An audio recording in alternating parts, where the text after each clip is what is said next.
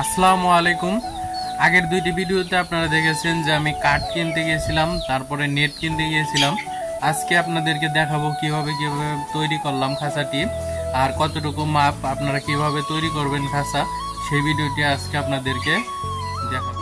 আমি মূলত খাঁচাটি তৈরি করেছি 5 ফিট বাই 2 ফিট, লম্বায় হচ্ছে 5 ফিট আর সাইডে হচ্ছে 2 ফিট। আপনাদেরকে মেপে দেখাইতেছি। আর এটার মধ্যে আপনারা প্রায় 400 পাখি রাখতে পারবেন, কোনো সমস্যা হবে না। এই যে 2 ফিট আর লম্বা হইতেছে হলো 5 ফিট।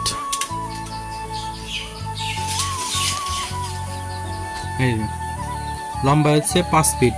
5 ফিট বাই 2 ফিটের জন্য আমার প্রায় 103 তলা খাঁচা। এটা 3 তলা খাঁচার জন্য আমার প্রায় 130 ফিটের মতো কাঠ লাগছে। এখনো কাঠ কিছু 3টা আছে, বাকি আছে, এই জায়গায় লাগাইতে হইব। এই জায়গায় লাগানো বাকি আছে। নেট লাগানোর পরে পরবর্তীতে আমরা লাগাবো। আর পিছনের সাইডে যে খাঁচার মাপ, এটা হয়েছিল 10 সেন্টিমিটার। 10 সেন্টিমিটার আপনারা ভিডিওতে দেখতে পাচ্ছেন।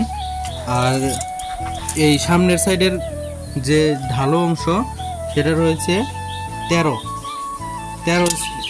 ইঞ্চি। এই হচ্ছে হলো মাপ। আপনারা চাইলে খুব সহজেই কাঠ দিয়ে খাঁচা তৈরি করতে পারেন। নেট লাগানোর পরে আবার বলবো।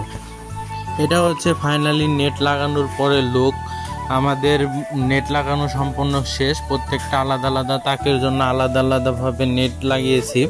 এখন আমাদের ভিতরের সাইডটা এরকম হয়েছে। আর সামনে এতটুকু আমরা বাড়তি রেখেছি। এই সাইডেও একটা সামনে কাঠ দিতে হবে বা বাঁশ, যেটাই দেই। কাঠ আমার কাছে অতিরিক্ত আর নাই, আমরা বাঁশ দিয়ে দিব। তাহলে হচ্ছে ডিমটা আসার পরে যেন সামনে আটকে থাকে, এজন্য আমরা ওই বাঁশটা দেব। এই ছিল আজকের ভিডিও। পরবর্তী ভিডিওতে দেখি আমরা বড় খামারে যাব অ্যান্ড কোয়েল পাখি কিনবো। কত করে কোয়েল পাখি আনি এবং কত পড়লো সকল বিষয়ে নেক্সট ভিডিওতে জানাবো।